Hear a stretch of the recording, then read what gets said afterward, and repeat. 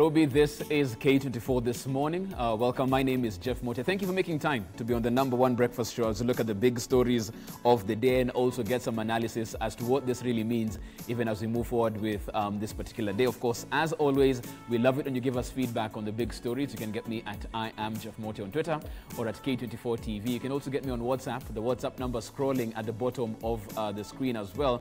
And right here with the PD, we're making sure that the PD is a gift that keeps on giving. You can get yourself 250 shillings worth of airtime, and all you need to do is download your copy of your PD, take the screenshot of that e-paper, send it to the WhatsApp number at the bottom of the screen, and once you do that, you get yourself airtime, all courtesy of the People Daily and Safaricom. And the number that you need to get yourself a copy of the PD is *550*4#. Once again, the number is *550*4#. Dial that number, get yourself a copy of the PD, and get fully informed. Let's quickly look at the headlines that we have this morning before we get to the matters of the day. Front page of the PD, Maraga's bombshell, they call it. CJ wielding a big stick. Your Excellency, it is my constitutional duty to advise you, the President of the Republic of Kenya, which I hereby do, to dissolve Parliament in accordance with Article 261(7), declaring CJ as he asks Head of State to send MPs and Senators home for failing to enact the 2/3 gender rule. This is a story that you can get in detail on page 4, 5, and 6. Experts say Uhuru has no option but to dissolve Parliament. But how feasible is that right now, even as we move forward with the political realities of the day? We'll be discussing that as well right here on the show. No child will be sent home for fees, says CS Magoha. Even as we look at how schools will be reopened, teachers have been asked to report to schools next week, Monday, to prepare for the opening of schools at that particular point in time. And of course, very many parents are talking about the fact that this has been an especially tough year, and probably financially they may not be where they were at same time last year. But CS Magoha talking about the fact that fees will not be the reason for any child to be sent home. You get the details of that particular story on page 2 of your People Daily today. Look at the front page of the Standard. It's the same story there. Maraga does it again. CJ advises President to send MPs home for failing to implement 2/3 gender rule. Women MPs endorse this particular move. House Speaker shifts blame to amorphous entity called the state. Male leaders resort to legal principles to save day. Senators plead for one more chance to pass law. Legal minds divided on what Uhuru really should do, and they're giving a special report on that as well on page 2, 3, 4, and 5 on that particular issue. And as we look at that, different matters that we're juggling as a country. First, students report to school on October the 5th. Parents to dig deeper into their pockets to buy face masks for their children, on top of meeting usual costs of school fees, transport, books, and uniforms when learning resumes a week after teachers report on September the 28th. That's a story that you can get on page 8 and 9 of your Standard today. Front page of the Daily Nation, no surprises there as well. Maraga reaches for the hammer.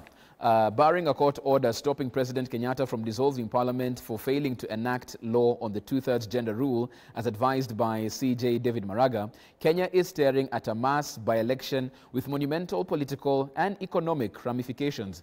You can get that story in detail as well in your copy of your Daily Nation therein. Also, Uhuru likely to reopen economy on Monday. That is next week. Very many people wondering what way we move forward from this particular point in time. You can get the details of that as well in your copy of your Daily Nation today. Moving on to the front page of the Star now. How CIA came to lead anti-terrorism war.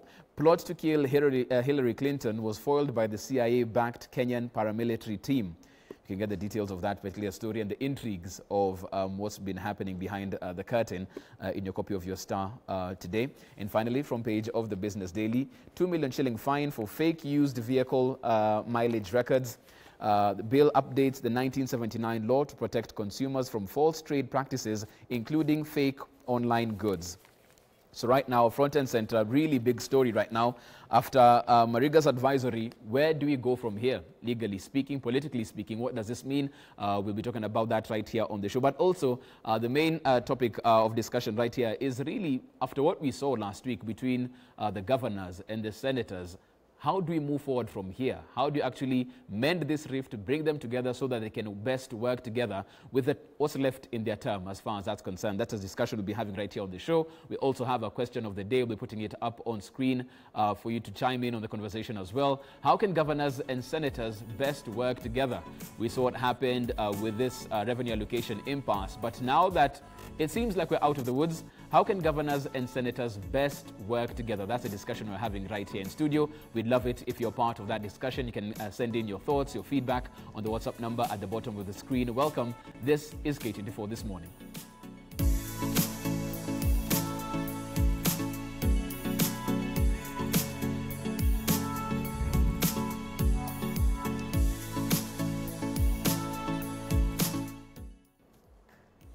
And welcome back. Let me get to my panel. We have a lot to discuss right here, and of course, the ramifications of what we've seen as far as the front page is concerned. That's where we'll start. But in studio, joined by the Executive Director, East Africa Center for Law and Justice, Joy Mdivo. Good morning. Good morning. Karibu sana, welcome to the show. I'm sure you've spent the better part of the night trying to figure out where we stand legally from what happened yesterday.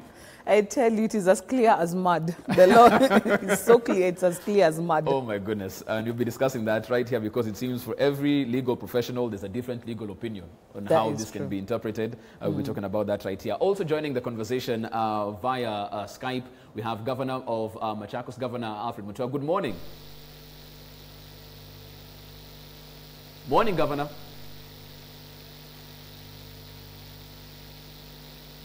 Okay, we'll be talking to him in just a bit, of course, as we jump in on that as well. We'll also be joined by nominated Senator Isaac Mwaura as we discuss the big issues right here. Let me start with you, Joy, on this, even as we look at it. Front page of all the dailies, this one was bound to happen. Maraga's bombshell dropped. Here we are talking about a possible dissolution of Parliament. Feasible from where you stand? Feasible, maybe not. The impracticalities of it, I guess, the timing, the money, the politics, the BBI, feasibility right now is very much in doubt. But in terms of the soundness of the law, I guess the Chief Justice felt he had to do something about it. If you read the decision, not the decision, the advisory opinion, it's basically because so many Kenyans had asked him, what do you think about this? And once you make a determination what you think about it, according to Article 261 of the Constitution, then you need to give that advisory opinion to the President on what you think about this issue. And that's the 2/3 gender rule. So in the face of 6 petitions before him from members of the public and the Law Society of Kenya, he decided, you know what, let me do this and let me pen this down. So as far as I'm concerned, it's not a situation where, if I read Judge Maraga correctly, he's not really expecting that Parliament will be dissolved. What he has decided to do is, like, I've had this thing in my entry for a long time. It's time I got it off my entry. Right. Now, the thing with Article 261 is that Maraga sort of pulled the trigger, because once he issues the advisory, then the President shall dissolve Parliament. That's the language that is used in the Constitution. So it means the President doesn't have any ifs or buts about it. He needs to dissolve Parliament. However, there are no timelines. There's nothing that is compelling or pushing the President to go ahead and do it within a certain time. And so it's one of those things where the President also can do like Maraga. He can say, you know what, I've seen it, it's in my entry, I'll get around to it sometime. So it's one of those things, as far as I'm concerned, it's a Maraga legacy thing. Right. He's due to retire in January, and he's like, you know what, this is one thing I just need to say, you know what, I actually did this. Let it go down in history that I scored 1 for the Constitution. And that's how I choose to read it. And as we look at this, because some people are probably reading much more into the timing of the advisory, because like you said, this had been in his entry for quite a while. Yes. And the big question really is, why now? If he felt that strongly about this particular issue, he would have done it way before, so as to give it time. In fact, if it was to be done, there'd be proper time to actually carry this out. Do you think the timing is curious? If we start thinking about the timing, we have to wind it back to when we were writing this Constitution. I was a part of the No campaign. I've not been shy to say this. And one of the reasons why I was vehemently opposed to this Constitution is it's got one major flaw. It tries to be the Constitution and the enabling statute rolled in one.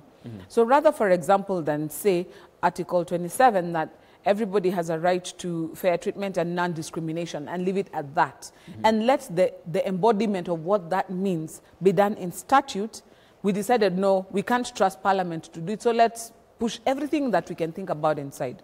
So now we have a situation, and for the non-lawyers, please bear with me on this one. You have a situation where you must read Article 27, which is the mother of all of this, where the 2/3 general rule is, together with this Article 261, together with Article 101 and Article 102, together with together the 5th schedule, together with... Right. So you get to a place where, for you to actually get a complete picture, you're looking at there's so many different sections of the Constitution, as well as so many sections of legislation, as well as the big missing piece of legislation to give life to this, that it gets you to a place where you're like, okay, you're a bit hamstrung. So for example, like the Senate, they decided, you know what, we'll elect 47 senators, but also what we'll do, we'll nominate 16 women. So there they thought about the gender role. Right. But when it came to the National Assembly, we just expanded the number of constituencies we had and didn't put in the measures. So we started by drafting it all wrong. Now, according to now, why the timing? In my opinion, one, the man is about to retire, so he's thinking, I need to do something for my legacy. Two, this can be deemed to be also not just a Maraga big stick, but also a president big stick. You know, tell Parliament, if you're not dealing with BBA, I want you to, I'm going to send you home, so that, like, you know what, we are obliged, we are loyal, we are your humble servants, let's do this, because people have mortgages and loans and things. So in terms of the timing right now, it's breathed a little bit of life, just a little bit of life into BBI in terms of using Parliament to pass it. But at the same time, in my opinion, I think Maraga is just doing something for his legacy, because in the next 3 months, he's no longer Chief Justice. So he's decided, let me just get one for the road. Let me get Governor of Machakos in as well. We have Governor Alfred Mutua. Morning, Governor. Good morning, good morning, good morning. Welcome. And I've been listening keenly to what has been said, and the reality is, let us stop being legalistic. Let us stop being people who are looking at the process. Let us ask ourselves, why are we placed ourselves in this position? Let's stop blaming CJ Maraga. Basically, the computer of Kenya may hang, computer of Kenya may freeze. We have so many issues. This is an issue of impunity. It is like saying, watoto wanakufa na njaa, alafu nyinyi mnasema unajua lazima uchukue kitunguu uweke hii portion, alafu kile portion lazima uangalie menu tena, uangalie recipe, uongeze chumvi kidogo, alafu uongeze kanyama, alafu karange like this. At the end of the day, the kids are starving. What is happening in our country is that we've got runaway impunity, runaway corruption, and many problems. That is why our youth are unemployed, many problems are happening, and I'm speaking as a governor who is facing issues every single day in our country. You look at the division of revenue debate that took longer than it took us to actually heal the country during the post-election violence. The Serena agreement took a shorter time than how long it's taken the senators to agree. So the issue here is not about the law. It's not about read this with this. Lawyers should stop running our country. What we want is that the country needs to work. And if the law says, do this by this time, let it be done. In today, the reality is, my brother. Governor, let me jump in right there. That we've got so many documents lying in shelves, so many recommendations, so many session papers that have never been implemented. Governor, I want to jump in there. Country. Yes. Okay, if you'll allow me, let me jump in there, because you've announced your presidential bid as well, and we've spoken about the fact that computer imehang, watoto wako na njaa, for these, in terms of metaphors of where we are. Where do we lay the blame? Who is exhibiting this impunity? Who should have sold this a long time ago? Well, it's not a matter, I didn't hear properly, but I think I caught the gist of what you said. It's not a matter of assigning fault. What I'm saying is that generally as a country, we have a major problem. What we are seeing here is a symptom of a bigger disease.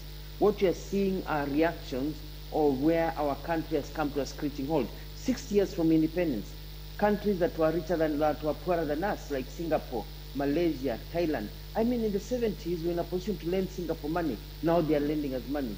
Look at our runaway debt. Where did we go wrong as a country? Now, what CJ Maraga is doing, and I hear the aspersions that it's because he's on his way out, so he's trying to go to the bank. He is responding to petitions presented to him. He did not cook up the petitions. The petitions were presented to him as the Chief Justice. He's done his interpretation. He's given his interpretation, his advisory to the president. Now, what the president should be doing is sitting down with his cabinet, his advisors, and finding a way to cure this problem. that has arisen. It is a crisis in our country, and it is one of many crises that we've been facing as a country. We are a country of crisis because of impunity. We do not follow the rules that are set out. I mean, these are things of 2010, 2020. So the debate should be around, why are we in this hole to start with? And it's not only this one, it's many, many holes. What is wrong with Kenya? We need to treat the disease, not just the symptom. I like that. And even before we move on to what we want to discuss today, from where you stand, because yesterday when you've said clearly it's a symptom that is countrywide right now, and you can see it in different levels of society. But from where we stand and with the advisory that Maraga has given, there's no time frame for when this will be done. Do you think Parliament will be dissolved before they end their term? Unfortunately, I'm not catching you properly, but I'm assuming you're combining the revenue division with what came up with Maraga. And what we're saying as county government is that the Senate took too long. They had the bill in June. All the way it waited until governors shut down counties for there to be a solution. When Kenya was burning in 2007, with Kofi Annan, it took 2 months and 2 days for us to sign the Grand Coalition Agreement. It has taken the senators much longer on matters of life and death also, in terms of revenue to counties, to come up with an agreement. So why do we have to wait for things to get bad before, or to get worse before we react? The senators have come up with something that is good. They have called us names. They have called us thieves. They have called us dictators and all that. But the amount of money being given to us is very small compared to how much money is left in the national government. They keep on blaming counties. But look at it this way. 85% of money, according to the Constitution, remains in the national government. Look at where the scandals are. The KEMSA scandal, the NYS scandal, the KEBS scandal. All these scandals are in the national government. That does not mean that there is no theft in the county governments. There is, of the small monies we are given. There should not be theft anywhere. But let's stop blaming counties. Devolution needs to work. When it comes to the issues of Maraga advising the president, it's an advisory. Let's stop attacking our Chief Justice. He is doing his job. The advisory is there, the constitution is there. Let the president tell the president what he's going to do, because we will continue playing these games of back and forth. At the end of the day, we are saying that we need a change of leadership in our country. We need a fresh beginning. We need fresh people who are going to drive this country to where it's supposed to be. Otherwise, 50 years from now, we'll be having the same legalistic arguments. Do you think the president will dissolve parliament before the parliament's term ends? Well, the president has to find a cure for it. When I worked for Mwaura back, we used to talk about busting the bubble. The president has to find a way of curing this major constitutional crisis that is there. Either he will dissolve parliament, or he will tell them, he'll give them a date by which they need to do what needs to be done within a specific time. Personally, I don't think that dissolving parliament at this particular time would be in the best interest of Kenya. Maybe it's what we need for a wake-up call, because it will cost a lot of money to go back to a general election. What do we do? What's a crisis? There's all these divisions within the government, the ruling government right now. There's the handshake, there's the BBI. So there's a lot of confusion. Let us not add on to the conclusion, because now kids are going back to school. They need to do the exams. So as a leader, I think it will not be healthy for us to dissolve parliament. However, if that is what needs to be done, so that Kenyans can wake up from their slumber of electing leaders over and over again, who play with people's heads, who get there, because we've created a country of bourgeois. We've got the political elite, are bourgeois. They get in there and they'll do things according to their time. They'll do interpretations according to the way they see things. Sauti ya wanyonge haisikiki. We really need a reboot in this country. And that's one of the reasons why I'm running for president, so we can have a fresh start in this country, reboot, and go back to where we're supposed to have been 60 years ago. Okay. Let's move this conversation along and take it to where it was supposed to be, even as we started this, before this bombshell from Maraga, and talk about the state of relationship between governors right now and their senators, the Council of Governors and the Senate.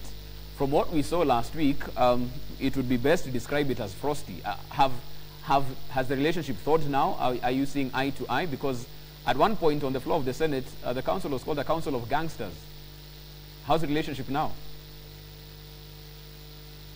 I can't hear, but I think the relationship between the senators and the governors has always been acrimonious, and I think it's because a lot of senators always want to be governors. They have realized that the power actually lies where the governors are, because we are doing the day-to-day work, we are spending the resources, we are building the roads, and so they want that seat of power. So a lot of senators last time ran to be governors, they'll still run to be governors, so they try to put us down as governors, but then we ask ourselves, what is the main job that the senators have? They have a lot of work they need to do.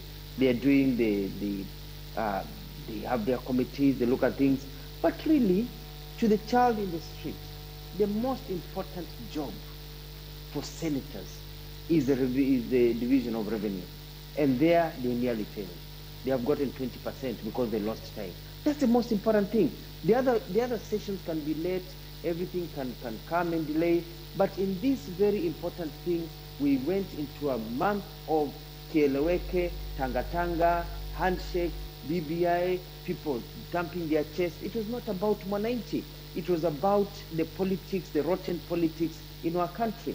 And I want to tell our senators and the rest of the politicians in this country, you need to realize that you may not be aware because you sit in the back seat of your cars driven by drivers in air-conditioned vehicles and Kenyans are sweating in the streets. You may not be aware because you live in houses with security, whereas the rest of the Kenyans are being raped and mugged. You won't be aware because your children are overseas or are working because you've made a phone call that a lot of our young people are at home. You may not be aware, but let me tell all politicians in this country is that Kenyans are fed up.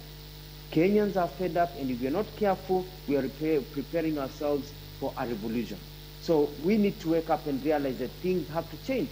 But for Kenyans also, I tell you, you cannot continue doing the same things under the tribal lines, voting along tribal blocks, voting for people who cannot help you, and then expecting change. We have to reboot this computer. Lazima tuanze afresh. Okay. Mambo yawe afresh.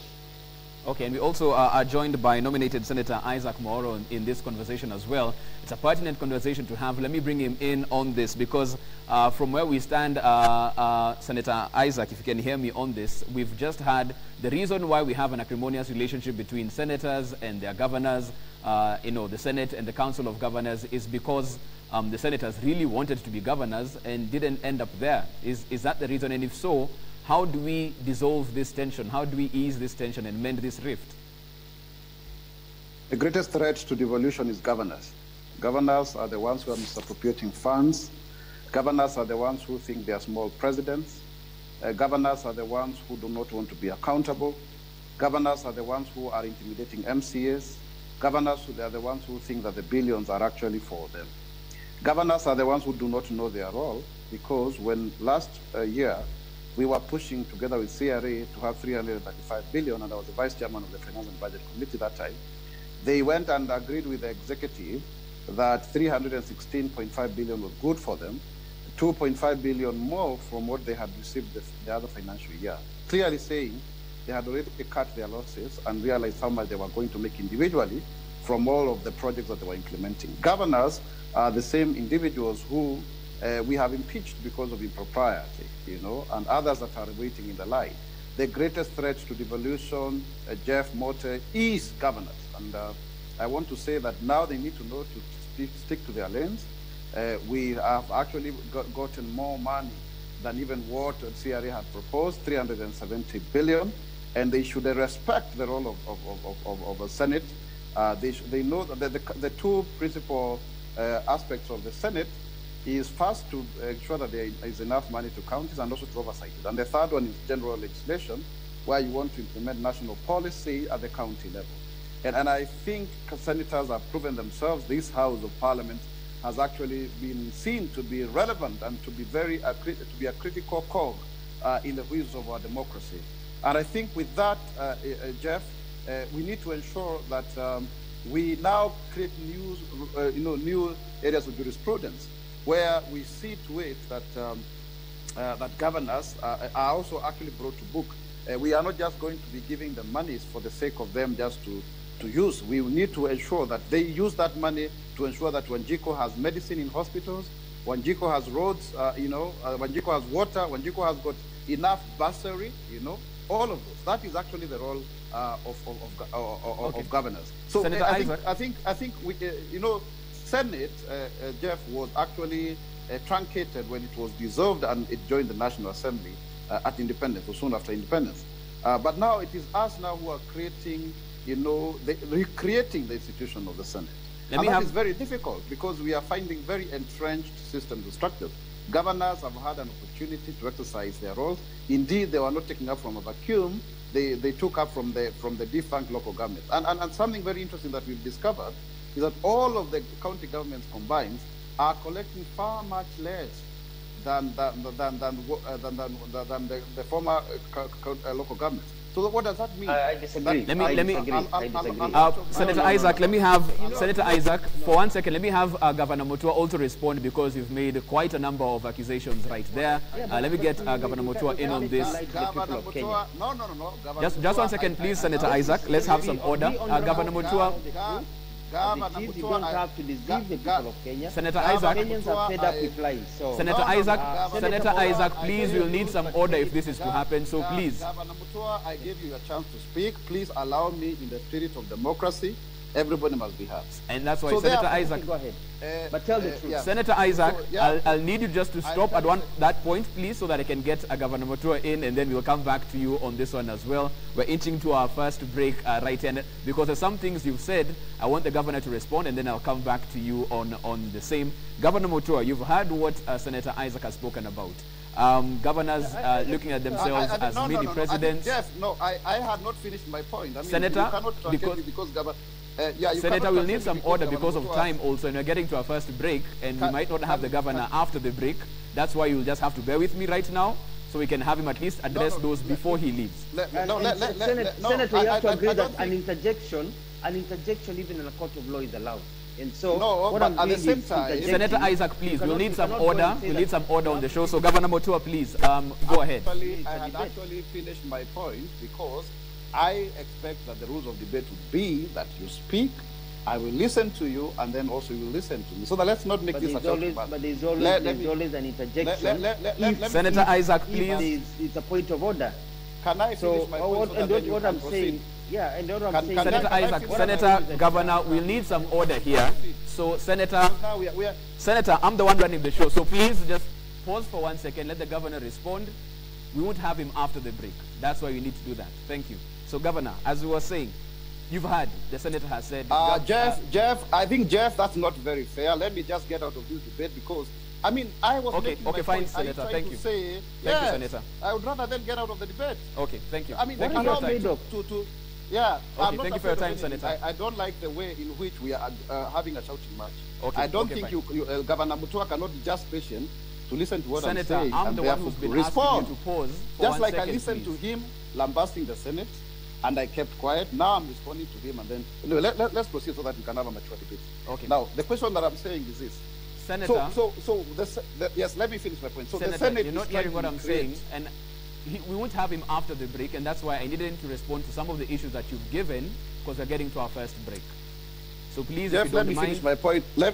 Jeff, let me finish my point, and then the Governor Mutua can respond, in peace. Okay, so please keep it brief so we can get him on it. Let me just make my point. Okay. So I was trying to say that the Senate is trying to recreate, what was supposed to be for devolution, and I think all of us are agreeing, including Governor Mutua, that devolution is the revolution. It is actually the magic because the monies that are at the center now can be felt at the grassroots, just the same way you found the magic of the CDF. So what we need to therefore do going forward is to really continuously define those roles. And those roles are not going to be defined, Jeff, in peace. Like, they are not going to be done, by being nice and what have you. There will always be conflict. And if we took 2 months to resolve this issue, just like Governor Mutua said very clearly, that it took about 2 months again to resolve the issue of the 2007 electoral crisis. So be it. Because people are arguing. You wouldn't have expected governors whose counties were losing to go back home and say, under my tenure, my county was losing. Eventually, devolution has actually won. No county is losing if this is implemented. And we are waiting for the next financial year to ensure that if these monies are not so appropriated in the devolution of revenue bill, then we are not going to pass it. Okay. Let me get the governor in on this as well. Governor, you've heard what has been said. Governor Muto, you've heard accusations that have been put your way. With all due respect, I want to tell Senator Mwaura, Senator, that interjections are allowed in debate, especially if someone is seen to be poisoning the ground by giving untruths. That is the normal discussion. We are not going to sit here and let dictatorship reign where you have to get your word out before we can actually interject if there's untruth being told. The point is this: when you look at what is happening in our country, senators for a long time have been the ones that have been sponsoring the impeachments that have been happening in counties. Ask all governors. It's always been senators because they've always wanted to be governors. He said that the collections have been less. When I got into Machakos, we were collecting 400 million shillings per year. Now we are collecting close to 2 billion. That is the story in every county. We have increased our revenue collection in every county in our country. So there he's misleading the people of Kenya, which is actually against the constitution and against the responsibilities of a leader. When you look at the challenges that we face in the counties, trying to build countries through very limited resources, because the national government has kept a lot of our money. What we want the Senate to be doing for us is, please, get all those monies that are in agriculture, in health, that are supposed to be in counties, to come to counties. Let's get the road money to come to counties. That is why we are saying, let us even increase the 15% to be 45%. However, this will only work if there is implementation. Already, the Supreme Court has ruled that we need to be getting our monies by the 15th of every month. We don't. We get our monies 1 or 2 months late. Why? Because there is impunity in our country. The national government salaries, employees of national governments, are never delayed. The salaries of my employees since 2013 are always delayed. If they are not delayed, it's because I have gone to a bank and tried to borrow money to cushion that period. They are always delayed. We see a total disrespect towards issues of devolution, and that is the reality. So let not the senator lie. We as governors don't have a problem with the senators. It's senators who want to be governors, who think that governors are the problem, who are trying to put down the governors so they can come and ascend to our seats. Governor, also he had spoken about the fact that as governors you don't want accountability, and that's a key issue of concern with the Senate as well, in terms of accountability with your funds and what's going on with the counties. What's your response to that as well? Can you come again? I lost that. Sorry, Senator There's Isaac a bit of an echo. Okay, Senator Isaac had spoken about the fact that governors don't want to be accountable to the funds and what they're doing in their counties, and that's an issue the Senate has with governors as well. Well, it's an issue of accountability is there. I mean, the Auditor General comes, and when they come and they are able to, there's a disruption here. When they are able to come, and they go through documents. We don't have a problem about accountability. What we don't want is going to Senate for all these hearings, and they are made acrimonious because they are made to shake us, and thereafter we are followed by senators asking for bribes. They are telling us, give us 10 million, give us 15 million, give us 20 million, or we are going to have a next. So all these things, when you hear governors saying they don't want to go to the Senate, it's because every time we go to the Senate, even before you hit the gate you are leaving, you're being called, you're being asked for a bribe. You know, they're using it to shake us. So it's not an issue of accountability. It's basically an issue of being swindled as governors. You are being told, do this, or we are going to put an acrimonious, we're going to tell the SEC, and we are fed up as governors. And we issued a report to the other, a statement the other day saying, we are not going to be party to every time we appear in the Senate. It's all about being shaken up so that we can come up with money to bribe senators.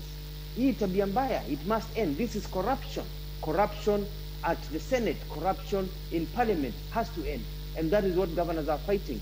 So when you hear them saying that we don't want accountability, it's because they're trying to shake us so that we can give them bribes. Okay. Senator Mwaura, you know that clearly. Okay, we'll have to. And we've kept records We've written statements at EACC, and some of you senators, you're talking about impeaching us, some of you will be in committee by 2022, locked up because of some of the behaviors you're doing. That's what I'm saying, computer ya Kenya imehang. It is time we change all this leadership. We started afresh with somebody new, somebody fresh as we move on to our country. Okay, we'll have to take a short break at this particular point in time. Of course, as you said right there, computer may hang. Something needs to be done about it. And as you've seen, just from what we've seen so far, just how frosty the relationship can be between governors and senators. We are seeing it right here as well. After the break, we'll still be continuing this particular conversation. How best can governors and senators work together moving forward? Is it possible to mend the rift? That's a question right there. You can get me at I am Jeff Mwaura at K24 TV. And even as you look at that, don't forget you can get yourself a copy of your People Daily. It's only 10 shillings. The number that you need is *550*4#. We also have our question of the day. Let's have it up. How can governors and senators best work together? You've seen what has happened so far. What do you think is the best way forward? Send us your WhatsApp message on the number on the screen. We'll be talking about that and plenty more after the break. This is K24 This Morning.